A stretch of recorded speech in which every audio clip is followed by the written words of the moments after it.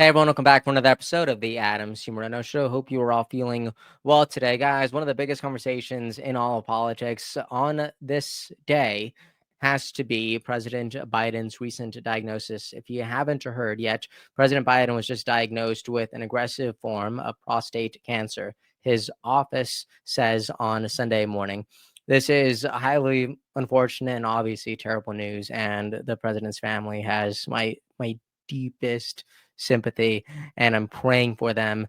And this is just terrible news. But all across the political aisle, so many people have questions, they have concerns, they have perspectives, and I want this video to dive into some of them. So let's go ahead and jump right in. Obviously, President Trump, whenever this happened, he posted this on his Truth Social. He said, Melania and I are saddened to hear about Joe Biden's recent medical diagnosis. We extend our warmest and best wishes to Jill and the family, and we wish Joe a fast and successful recovery. So that is what President Trump said yesterday. But just minutes ago, President Trump actually addressed everyone with a response in the Oval Office. And here we have that clip after Caitlin Collins after she asked him a question. So let's go ahead and play this clip. A lot of people are talking about this. This moment went completely viral. Not President Trump's best moment, but regardless, there are still many questions and perspectives to go into this. So let's go ahead and jump right in. Also, guys, if you like having conversations like this, if you think they matter, please consider liking and subscribing. They really, really do mean the world to me. Okay, let's go ahead and jump right in. Do you want to respond to President Biden being diagnosed with cancer? Are you going to call your predecessor? I think it's very sad, actually. I'm surprised that it wasn't, the public wasn't notified a long time ago, because to get to stage 9, that's a long time. I just had my physical. You saw that. You saw the results of that particular test. I think that test is standard to pretty much anybody getting a physical, good physical. We had the doctors at the White House and over at Walter Reed, which is a fantastic hospital, do it. I did a very complete physical, including cognitive tests. I'm proud to announce I aced it. Got them all. I got them all right. You proud of me? Yes. Your husband would be proud of me for getting them all right. It's a little risk. If I didn't get them all right, these people would be after me. It would be not a good situation. But I think, frankly, anybody running for president should take a cognitive test. They say it's on. So there we go. In a moment that is obviously very sensitive, President Trump kind of redirects this, kind of makes it about himself. And although there is some substance to that, the reason I'm describing it is because a lot of people have a problem with what President Trump just said. He said, I'm surprised that the public wasn't notified a long time ago, because to get to stage 9, and so many people are talking about this stage 9 thing, which obviously cancer stages don't really work that way. We have people like Harry Sisson saying that Trump had just claimed Biden was stage 9 cancer, which isn't even a thing. Will any conservatives or figures in the media question Trump's mental ability? He just continues to make stuff up. Another person says, major breaking. In a cruel and clueless moment, Trump says Biden's cancer surprised him because it takes a long time to get to stage 9 cancer.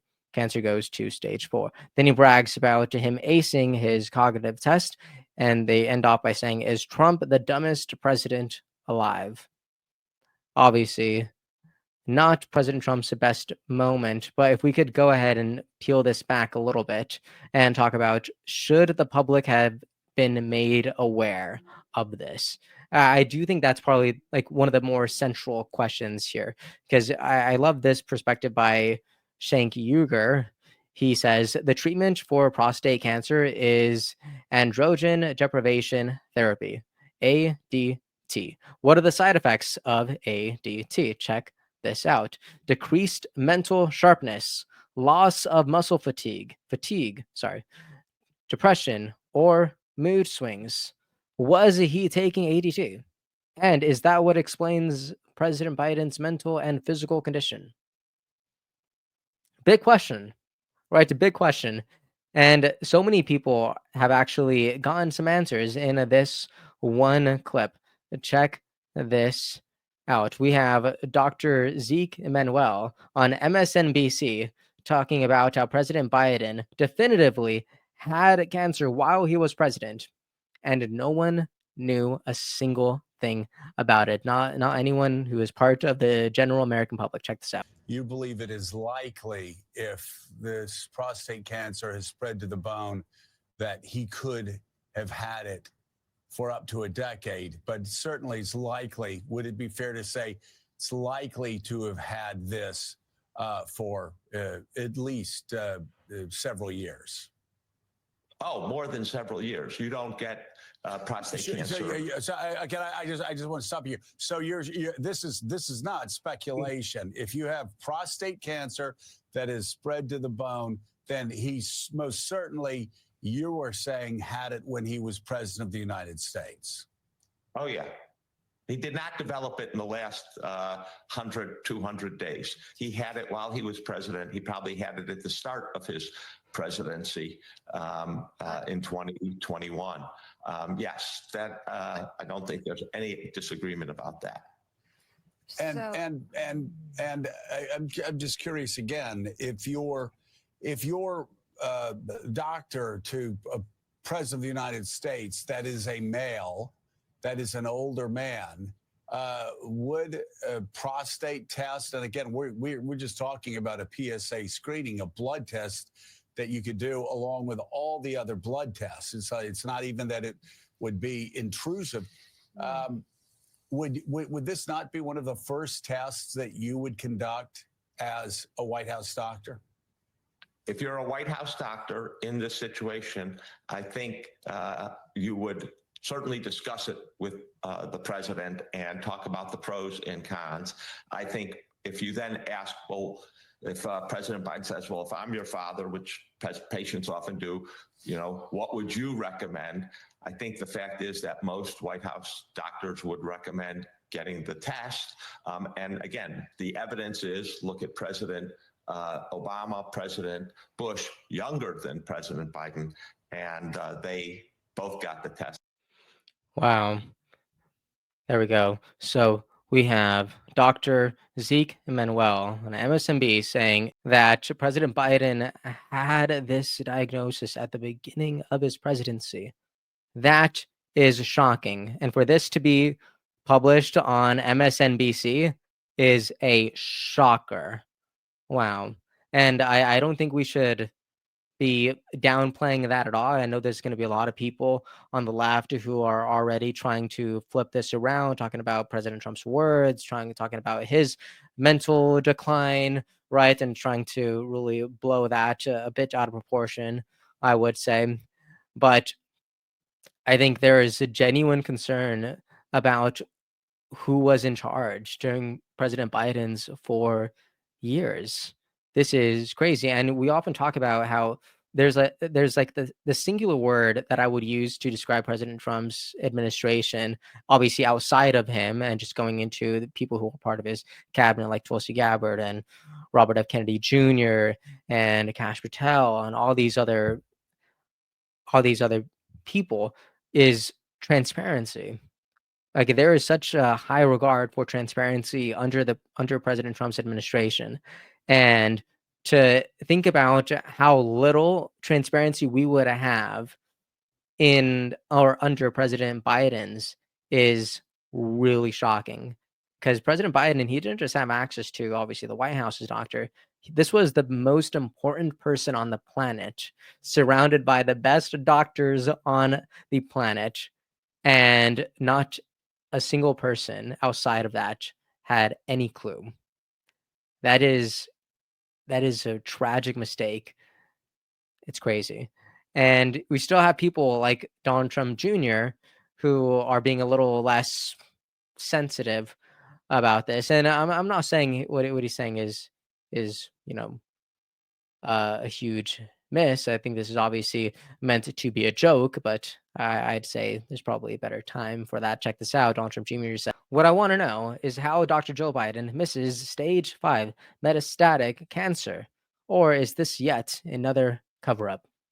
So obviously a joke, because I believe most people know that Dr. Joe Biden has her doctorate in education, but still, I do think this goes back into how the Trump family isn't truly the best at being sensitive whenever these moments are happening.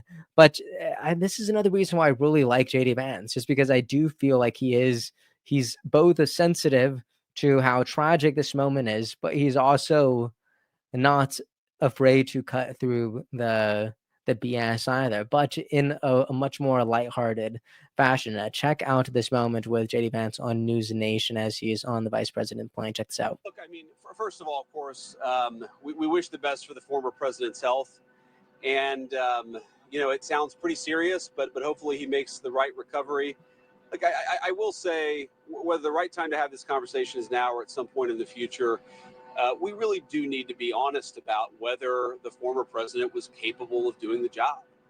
And that's no, that you can separate the desire for him to have the right health outcome with the recognition that whether it was doctors or whether there were staffers around the former president, I don't think he was able to do a good job for the American people. And that's not politics. That's not because I disagreed with him on policy. That's because I don't think that he was in good enough health. In some ways, I blame him less than I blame the people around him. And why didn't the American people have a better sense of his health picture? Why didn't the American people have more accurate information about what he was actually dealing with? This is serious stuff. Look, I mean, So this is really, really powerful coming from JD Vance. I love at the end, he says that he blames President Biden less than the people around him. And I actually talk about this a lot because, we actually covered President Biden's cognitive decline many, many times on this channel, even before he dropped out. And I feel like my position has never changed here. I think it's unfortunate. And I really blame, I blame more so his family more than President Biden, because I think it's borderline elder abuse to have to put this guy who is clearly ready for retirement out in front of the world just because he has the most name recognition. He has the best polling opportunities. He has the best chance to actually win. I think those are all garbage in comparison to sacrificing someone's health, someone's mental health, someone's bandwidth.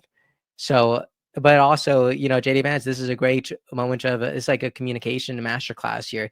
He perfectly sandwiched his opinion in between a moment saying, "Hey, you know what? This is unfortunate. We all wish the best for the former president's health," and then he even ends it talking about how he's not blaming him. He's blaming the people around him. But in the middle, he's actually asking the right questions here. He's saying, who was in charge? Why didn't anybody know about it? These are the questions that matter. And he even said, either we answer these questions now or later. They are important. And I do think that matters. So that's so good. I love that. I also saw this from Benny Johnson, another clip from the Oval Office. President Trump was talking about another concern regarding President Biden's diagnosis was the use of Autopen, because obviously if President Biden was truly unfit, then was the person who was actually in charge the person who was in charge of Autopen? These are important questions. Check this out. Just play a moment. Given to everybody, but it's given just about, and it takes a long time to get to that situation. Now, I think to get to a stage 9, I think that if you take a look, it's the same doctor that said that Joe was cognitively fine. There was nothing wrong with him. Well, he said, if it's the same doctor, he said there was nothing wrong there, and that's being proven to be a sad situation. And the Autopen is becoming a very big deal. The Autopen is becoming a big deal because it seems like that maybe was the president who ever operated the Autopen. But when they say that that was not good, they also, you have to look and you have to say that the test was not so good either. In other words, there are things going on that the public wasn't informed. And I think somebody's going to have to speak to his doctor, if it's the same, or even if it's 2 separate doctors. Why wasn't the cognitive ability, why wasn't that discussed? And I think the doctor said he's just fine, and it's turned. So if I could just bring this back a moment, because I do think that this is the most important thing that President Trump has said today regarding the event. Check this out one more time. In other words, there are things going on that the public wasn't informed, and I think somebody's going to have to speak to his doctor, if it's the same. There we go. Did you hear that?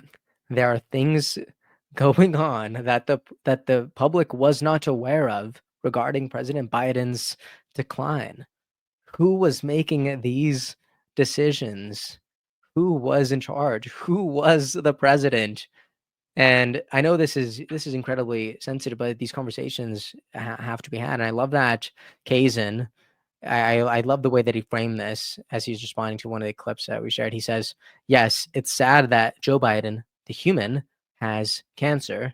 So now he's actually deciphering between Joe Biden, the human, and Joe Biden, the president. I think that's really good. Yes, it's sad that Joe Biden, the human, has cancer, and he has my sincere condolences. But no, we should not ignore the fact that Joe Biden, the president's mental decline was covered up.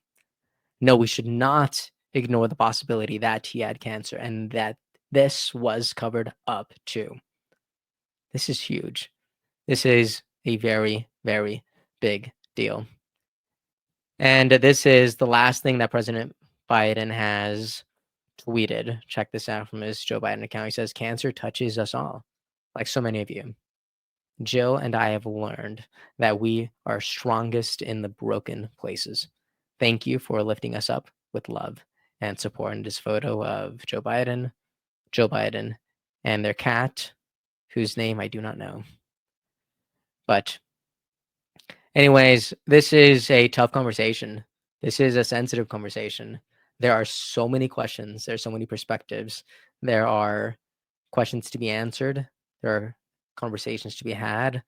And yeah, hopefully we get some answers, and hopefully we don't stop talking about this, because I do think this is important. Whether it is President Biden or anybody else in the administration, I don't think we should ever stop questioning their ability to serve at the capacity that the office demands.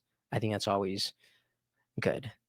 Anyways, guys, let me know what you thought about this video. Let me know what you think about President Biden going through this moment.